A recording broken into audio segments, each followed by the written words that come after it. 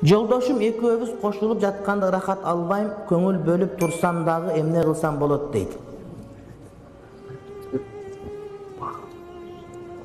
Бул маселе көптөр эле туура эмес, эң туура маселе.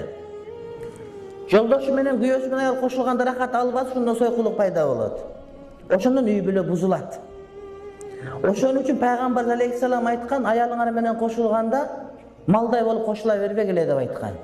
Мукаддимат гириш сөз жибериле деп айткан. Бул деген сөз ошол эркек аял өзүн төшөк маселесине даярдоо деген сөз. Эгерде бүгүн түндө төшөк маселе боло турган болсо, эртең менен башталыш керек.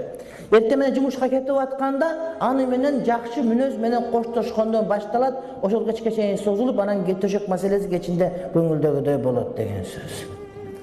Муну көптөр айтсам чубага айта бересиз дейт. Айтпасаң үй бүлө бузулуп атат. Ушуну айтпай үй бүлөлөр бузулуп атат. Аялдар кордук көрүп көчөгө чыгып кетип атат. Билесиңер, эркектер эркек болбой калгандардын аялдары көчөдөн ер издеп жүрөт.